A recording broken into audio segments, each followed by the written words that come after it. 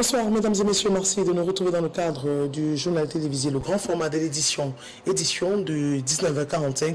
Et nous ouvrons ce journal par des faits de société dans le nouveau rebondissement dans l'affaire qui oppose les populations de la Dibamba et la collectivité territoriale Bichaka. On parle encore des affrontements qui ont eu lieu après la démolition des installations de cette collectivité dont les documents fonciers inquiètent plutôt les autorités administratives et le titre foncier qui se retrouverait du côté de Yabassi dans le département d'Unkama. Les éléments de la Marine nationale continuent à semer la panique au village d'Ibamba, situé dans l'arrondissement de la 13e. Je vous propose d'écouter quelques réactions des populations. Ils sont au micro de Jean Gemayena et Patrice Foucault. Si nous sommes ici à Dibamba aujourd'hui, c'est parce que nous avons tellement souffert. Et ils ont ces gens qui viennent tout le temps casser les maisons des gens sans sommation. Ils ont signalé qu'ils devaient être là aujourd'hui. Et alors nous avons pris la pleine mesure. On les a dit que même s'ils ne nous signalaient pas, nous serons toujours et toujours là. On a longtemps souffert. Ils font avec la complicité de certaines autorités qui vont se reconnaître quand je parle comme ça. Parce que voilà ma maison là derrière. Vraiment. Je dis, on m'a mis dehors avec les enfants. Avec mon petit frère sortait du sud-ouest. Vraiment, on ne sait pas où on va comme ça. Tu ne sais pas. Donc on va les attendre. Si on en a marre des gens qui viennent ici avec des faux titres fonciers, disant que sont tous les propriétaires de ce terrain ici à la Dibamba. Ça fait beaucoup d'années que je suis à la Dibamba et on a appris qu'ils devaient venir aujourd'hui avec soi-disant l'argent pour détruire le quartier. Bon, pour laquelle nous sommes là, on les attend. Que soit là nous tuer, c'est nous qui allons les tuer ici, c'est notre quartier, c'est nous les premiers à arriver ici. Quand il y avait l'eau, il y avait la forêt ici, on n'était pas là. Aujourd'hui, comme on s'est battu, on a arrangé, on a sorti les routes, on a viabilisé, maintenant ils disent que ce sont eux les propriétaires de titres fonciers. Parce que je sais, c'est que l'État doit donner titre foncier de 78 États individus. On a cassé des remasses, ils sont venus un jeudi. On a cassé tout devant. Dieu parce qu'ils dorment dehors même avec les enfants. Les chambres, ils ont laissé, c'est 2 chambres ou 3 chambres qu'ils ont laissées là-bas. Je dors que dehors avec les enfants. Et voilà aujourd'hui qu'ils disent qu'ils vont venir encore casser l'autre. C'est qu'un peu qui est resté là, ils vont venir finir. Et je l'attends comme ça, personne n'est sorti. Même mon mari n'est même pas parti au travail. Même les enfants n'ont pas parti à l'école. Et c'est comme ça à l'école, à la maison. Tout le monde même préparé, je n'ai pas préparé mes enfants. Même les jours qui sont venus, tout enterré, tout même à Paris, tout, enterré toutes mes affaires. Je n'ai même plus les habits, tout au sol. Enterré toutes mes affaires, tous les marmites, tout écrasé. Nous sommes fatigués. Avec tous les problèmes qui sont en train de se passer ici à la Dibamba, nous sommes surpris que la marine marchande elle est présente sur le site en nous notifiant que le sous-préfet a délivré un ordre d'arrêt de chantier. À l'approche, personnellement, quand moi j'ai demandé, ils nous ont fait comprendre que non, ils vont envoyer. Donc tout ceci, ce sont les trafics d'influence. Nous, on ne sait pas comment. Est-ce que la marine marchande doit s'intégrer dans la gestion des affaires des taxes foncières? Vraiment, je vous le dis, même à ce moment que je vous parle, ils sont là. Ils ne sont pas en train de faire leur travail. Mais ils sont toujours en train de pistonner des choses qui ne servent à rien.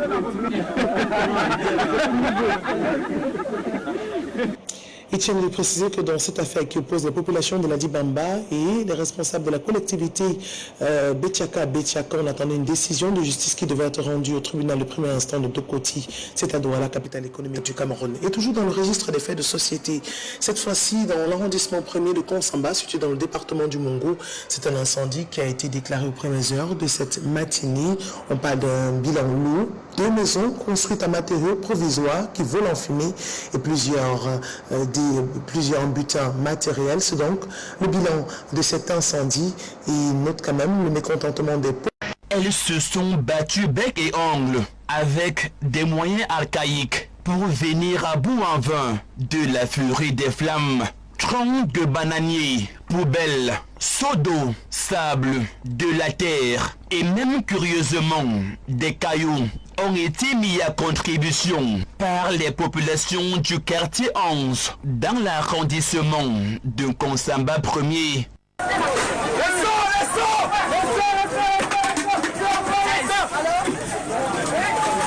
Des jeunes hommes et femmes et même des mamans, riverains et ceux venus de plusieurs autres quartiers rompus à la tâche ont pu s'y construire les flammes malgré 2 maisons construites à matériaux provisoires qui ont volé en éclats. il y avait une maison qui ne prenait plus. Hein? Et bon, nous sommes arrivés juste au moment que la flamme commençait à jaillir. Des robinets à sec devant un tel sinistre. Ces jeunes secouristes de circonstances s'insurgent contre l'entreprise en charge de la distribution de l'eau et les éléments du Corps national des sapeurs-pompiers de Nkonsamba qui n'ont pas effectué le déplacement du site sinistré, évoquant des raisons techniques.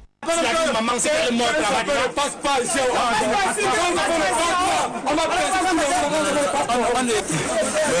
ça prend la santé, on me rappelle avec le vous me rappelle, on va mettre dans balles au quartier de Djang. On casse avec eux, mon frère, ça dérange. Regarde le feu, plus une étape, le sapeur n'est pas arrivé. On a encore 5 minutes, on a appelé le sapeur par 2 fois. La première fois, ils nous disent qu'ils arrivent. On appelle même, ils disent qu'ils arrivent. Le camion, ça ne démarre pas. Qui démarre, ça ne démarre pas. Ils ne pas réussir. Ils ne vont pas réussir, un moment. Tout à l'heure, on cherchait au camp, ça veut pas dire. On dit que les trois engins de garde ne marchent pas. Ça ne démarre pas. Et cette situation vous énerve? Ça nous énerve beaucoup. Le Cameroun ne va pas.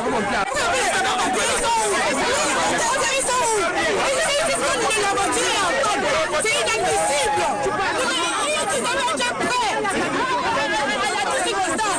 Et c'est le commandant de compagnie du Mungo Nord, descendu sur les lieux, qui aurait fait appel à la Camerounaise des eaux, mais trop tard. C'est le commandant de la compagnie qui est venu avant que le SNEC on essaie de casser les tuyaux, l'eau ne coulait pas. C'est après que le capitaine est arrivé qu'il a intervenu et l'eau est arrivée. Donc c'est après l'intervention du capitaine qu'on a eu l'eau. Mais on avait déjà presque tout fait. Fort heureusement, aucune perte en vie humaine n'a été déplorée, mais des dégâts matériels sont importants. Non, l'enfant a trouvé son diplôme, on a trouvé son diplôme. Il a trouvé pour les autres. Mais là, il y a grâce à rien. On va trouver tout ça. On trouve du duplicate partout. Il y a du duplicate dans la misère, on va trouver. Beaucoup de pertes. En matériel, on a rien tiré. Les premières maisons étaient tout brûlées. Tout brûlé. Les diplômes de l'enfant, tous les diplômes des enfants. Les diplômes des enfants. Tout. L'argent gardé, brûlé, tout. L'origine du feu reste encore un mystère et la colère toujours perceptible sur les visages des populations du quartier 11 en Nkonsamba 1er.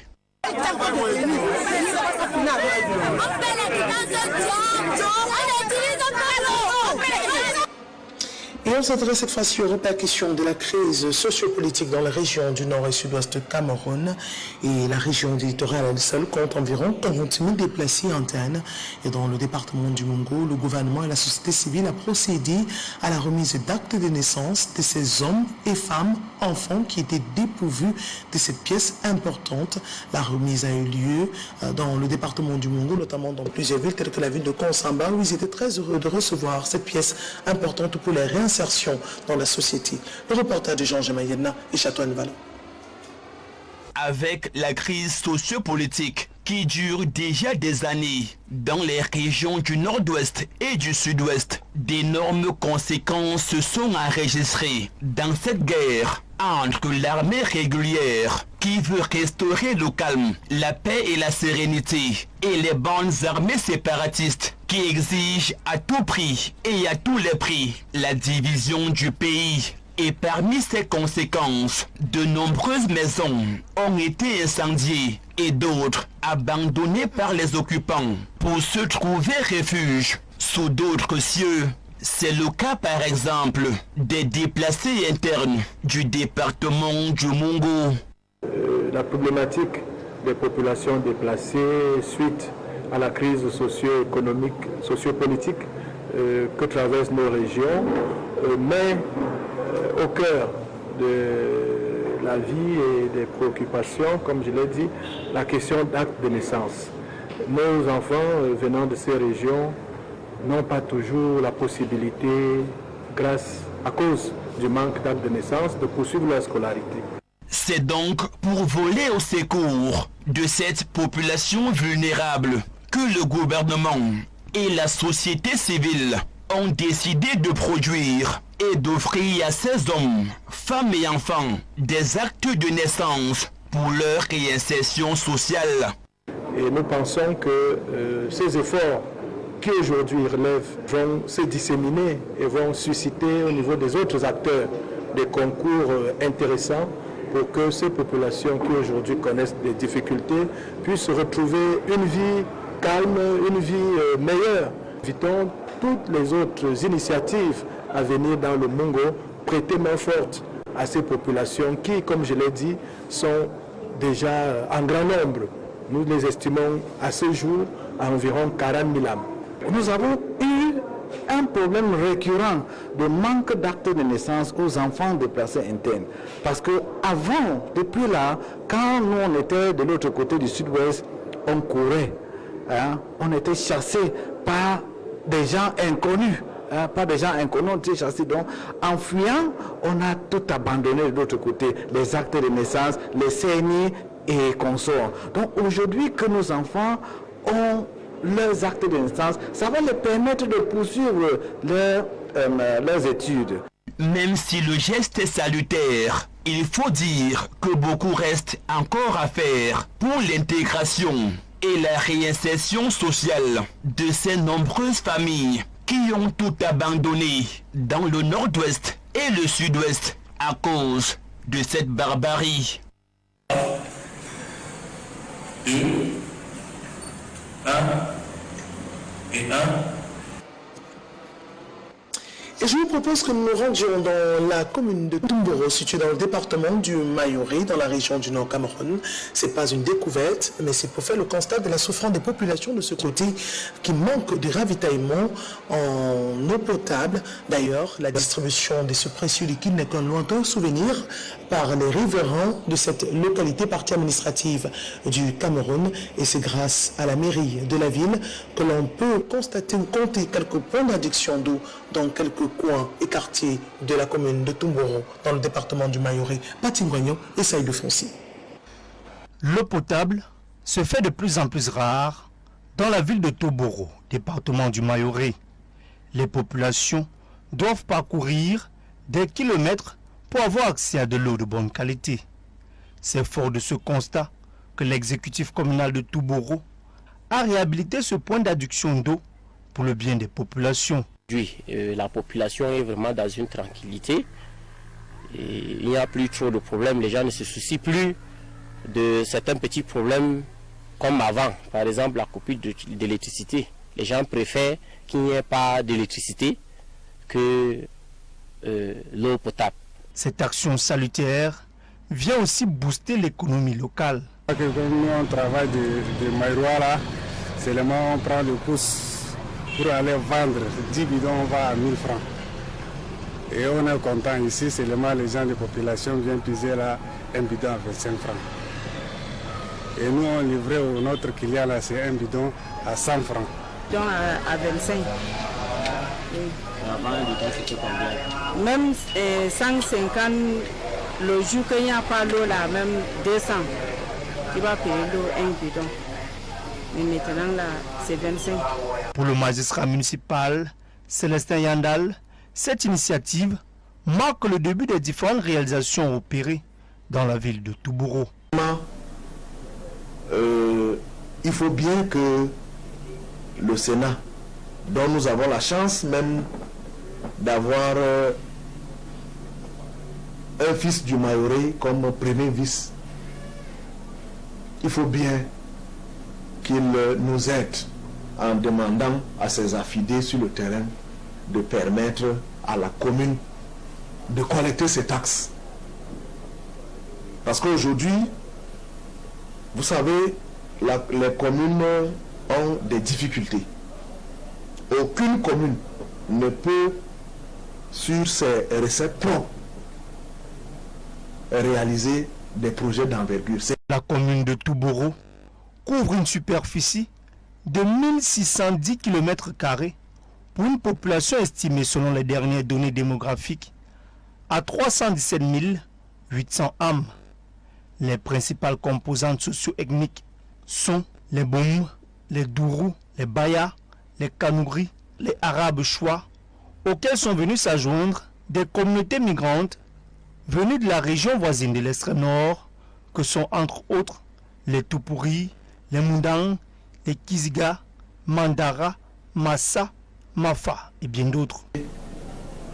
Nos frères venus de l'extrême nord, notamment les Tupuri, les Mundang, les Mafa, les Zulugo, pour ne citer que ceux-ci, que composent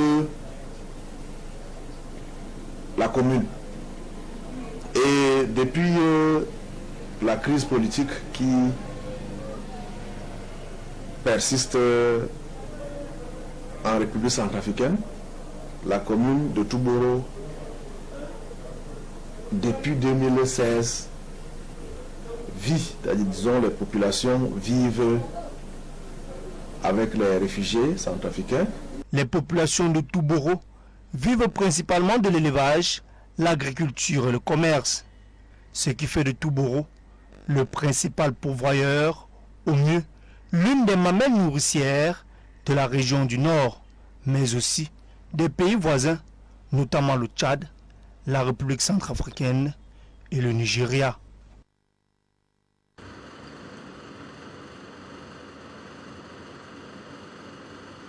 Et dans la région de l'Adamawa, les compétences transférées aux collectivités territoriales décentralisées sont au centre d'un atelier de 2 jours organisé par le ministère de l'Éducation de base à Ngaoundéré sur la courbe de l'évolution de ressources transférées à ces différentes collectivités territoriales et communes va croissante. Les ressources transférées par l'État qui sont en dessous du seuil de 15%, en dessous du 15% fixé par le Code général de la décentralisation sont largement insuffisantes. Patingouagna. Les interactions entre les maires et les responsables des services déconcentrés ne sont pas toujours un long fleuve tranquille. Un constat a été fait. On s'est rendu compte que jusque-là, jusqu'à ce jour, il n'y a pas une coordination entre ces différents intervenants dans la chaîne de l'amélioration de l'éducation de base, du système de l'éducation de base. Et l'occasion donc est donnée fort opportunément au niveau de ce ministère, le ministère de l'Éducation, de tenir un atelier aussi important que celui que nous venons de présider. Alors il s'agira désormais pour les maillons de la chaîne de se mettre ensemble et d'élaborer les cahiers de charges pour que les uns et les autres puissent obtenir une visibilité d'action. Si les communes assurent les compétences qui leur sont dévolues, dans le cadre de l'accélération du processus de décentralisation, les magistrats municipaux jugent les ressources transférées par l'État qui sont en dessous du seuil de 15% fixé par le Code général de la décentralisation largement insuffisant. L'État a un programme de 15% aux collectivités territoriales décentralisées. Non seulement ces 15% sont insignifiants pour le fonctionnement effectif des compétences, mais ces 15% ne sont même pas encore, n'est-ce pas, transférés de manière totale. Donc il y a encore des difficultés. En attendant l'exercice effectif de toutes les compétences transférées aux collectivités territoriales décentralisées, le pouvoir central résiste à transférer réellement ses compétences. Le montant de ressources mises à la disposition des communes et les régions en 2021 s'élève seulement à 233 milliards, soit 7% des recettes transférables. Il y a beaucoup de demandes qui viennent de l'éducation de base. Et les communes n'ont pas suffisamment de moyens pour répondre à toutes ces sollicitations. Et au niveau des moyens, est-ce que les communes ont suffisamment de moyens pour répondre totalement aux besoins de l'éducation de base? C'est là où se trouve la difficulté. Parce que nous avons assez de demandes en ce qui concerne l'éducation de base. Et si vous remarquez aujourd'hui, dans chaque village, il y a une école. Et il n'y a plus de demandes. Effectivement, là où je suis en train de vous parler, sur ma table, je ne peux pas compter les lettres de demande qui sont sur ma table. Mais est-ce que j'ai les moyens pour, n'est-ce pas, répondre à ces demandes de manière prompte? Cette lenteur, objet de frustration qui détériore les rapports entre les différents parties prenantes impliqués dans le processus de décentralisation, est révélatrice de toutes les résistances devant la montée en puissance des pouvoirs des communes. Et dans la ville d'Ebolova, l'esplanade de la commune de la ville d'Ebolova était le théâtre de la remise de la deuxième phase du don présidentiel du chef de l'État qui rentre dans le cadre du plan triennal spécial jeune. Une remise donc qui a été présidée par le préfet du département de la ville. Précision dans ce reportage de Charles Fisselangue et Serge Kingue. De ce matériel. C'est en 2017 que le plan triennal spécial jeune a été lancé officiellement avec une enveloppe de 102 milliards et dont l'objectif assigné au PTSJ est d'accélérer et de faciliter l'insertion socio-économique des jeunes à travers 4 domaines prioritaires qui sont l'agriculture, l'industrie, l'économie numérique et l'innovation. Pour les bénéficiaires, ils rassurent leurs donateurs de leur indéfectible attachement aux valeurs de la paix et du travail. Déjà, nous voulons remercier, nous ne savons jamais lui dire merci, remercier du fond du cœur le chef de l'État pour son assistance combien paternelle à l'endroit de nos jeunes. Vous voyez là les opérationnalisations concrètes du programme triennal spécial jeunes. Et aujourd'hui, bon nombre de jeunes de notre département ont pu être gratifiés de ces importants équipements. Le message, c'est d'abord un message de gratitude à son rôle de donateur. L'autre message aussi, c'est une invite à la responsabilité. Une chose est de recevoir ces équipements, une autre est de travailler d'arrache-pied pour permettre que les projets qui sous-tendent ces équipements, que ce projet-là puisse être conduit à bon port, pour que ces jeunes aujourd'hui puissent demain, à leur tour, employer d'autres jeunes. Et c'est tout cela qui va bâtir la richesse nationale. Nous les avons encouragés à travailler d'arrache-pied dans la réussite dans leurs entreprises.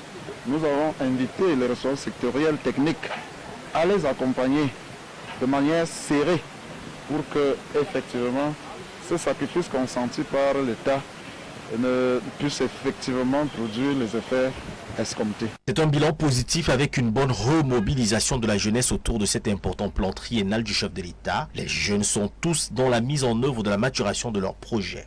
À ce jour, le dit plan triennal spécial jeune implémenté dans les 360 arrondissements du pays font près d'1 million de besoins et aspirations des jeunes.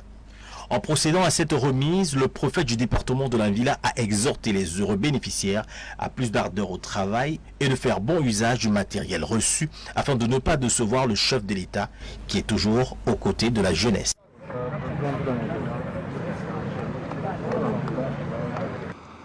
Et on s'intéresse en transition au sport dans ce journal. Après plusieurs mois d'absence dans les gradins et les stades camerounais, les joueurs des championnats nationaux auront donc droit à un championnat qui va se dérouler dans le cadre de la compétition. La reprise du championnat qui est annoncée pour l'Elite 1 et l'Elite 2 dès ce week-end.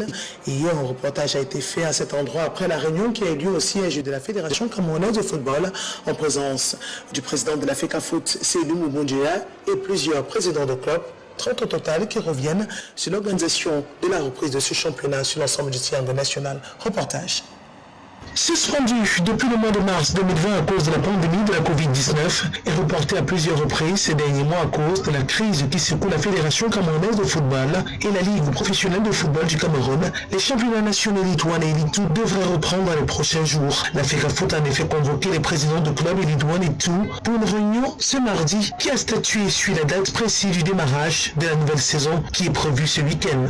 Donc le démarrage effectif aura lieu ce samedi par le championnat Elite 2.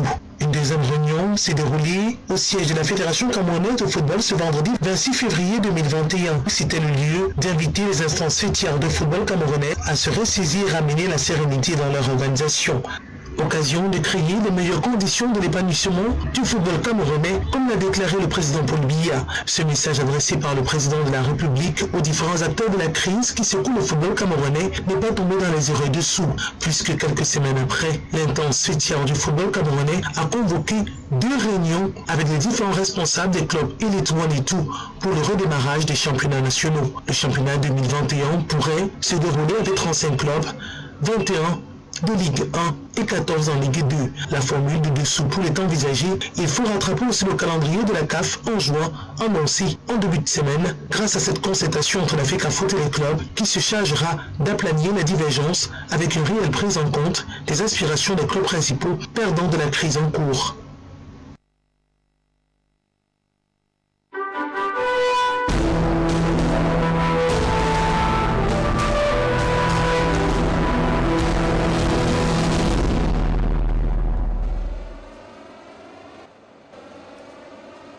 À l'international au Niger présidentiel, dans ce pays, des manifestations se poursuivent depuis plusieurs jours.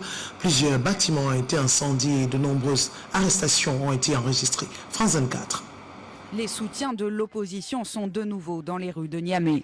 Depuis l'annonce des résultats de l'élection présidentielle par la commission électorale mardi, des manifestants descendent dans les rues tous les jours.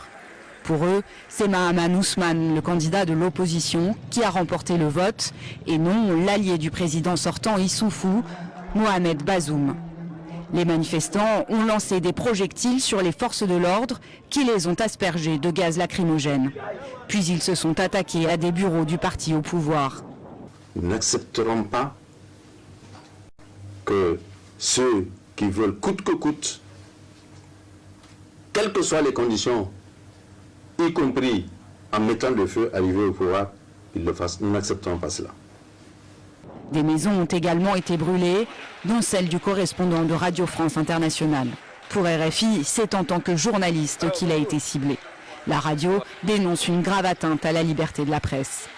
Dans un communiqué commun, la CEDEAO et l'ONU condamnent fermement les actes de violence au Niger et appellent toutes les parties prenantes à la retenue. Depuis l'annonce du résultat de l'élection, des centaines de personnes ont été arrêtées, notamment certains responsables de l'opposition, accusés d'envenimer la situation. Le régime de M. Issouf Mahamed veut, sans scrupule, confisquer la volonté populaire qui s'est exprimée de façon massive en ma faveur à l'occasion de ce deuxième tour. Les résultats définitifs doivent être confirmés par la Cour constitutionnelle. Et en France, Covid-19, on s'achemine vers un confinement de la capitale pendant près de 3 semaines. Une fois de plus, France 24. Hier soir, dès la fin de la conférence de presse du Premier ministre, où il fixe le 6 mars comme nouvel horizon des décisions contraignantes, la mairie de Paris, par la voix de son premier adjoint, fait une contre-proposition radicale, le confinement de la capitale pendant 3 semaines. Mais face aux réactions qui pleuvent, ce matin, le ton change. Évidemment, cette hypothèse ne peut pas concerner que Paris, il n'en est pas question. Je redis que ce n'est pas une demande de notre part, ce n'a jamais été une demande de notre part, mais simplement une hypothèse que nous souhaitons mettre sur la table. Les chiffres du Covid en Ile-de-France, dont Paris, ne sont pas bons. Les Parisiens seraient-ils alors en faveur d'un reconfinement, comme le prônait hier encore la mairie de Paris? Je pense qu'elle est en train de faire sa campagne. Donc je trouve que l'idée est bonne. Si on était sûr que c'était OK, qu'on confine pendant 3 semaines et qu'après on repart, bon, je signe, et pourtant je ne vote pas pour elle. Mais j'y crois pas malheureusement. Faire des promesses sur dans 3 semaines, je trouve que pour l'instant, aucune des promesses n'a pu être tenue parce que personne n'en sait rien. Il vaut mieux être un peu confiné qu'au fond d'un lit d'hôpital. Voilà, pour moi c'est... Si les gens n'arrivent pas à être plus rigoureux, je pense que de toute façon on sera obligé d'y venir, de toute façon. Probable candidate à l'élection présidentielle, la maire de Paris veut occuper le terrain et envoie ses émissaires au front. Ses adversaires politiques, à commencer par le porte-parole du gouvernement, s'en délectent. Moi, vous savez, j'entends très peu, voire aucun scientifique qui disent qu'en 3 semaines, on peut terrasser le virus et tout rouvrir, comme l'ont dit les adjoints d'Anne Hidalgo. Là, j'ai l'impression qu'on est dans le concours l'épine de la fausse bonne idée. Enfin, chacun va y aller de sa petite idée. Les concertations entre le préfet et la mairie de Paris commencent la semaine prochaine. Et c'est avec cette information que nous refermons ce journal télévisé. Retrouvez l'actualité ce samedi à 13h, une présentation de Pating Wagné à 19h45, le grand format de l'édition de l'information. Sur ce, je vous souhaite de passer d'excellents moments en notre compagnie et très bon week-end à tous.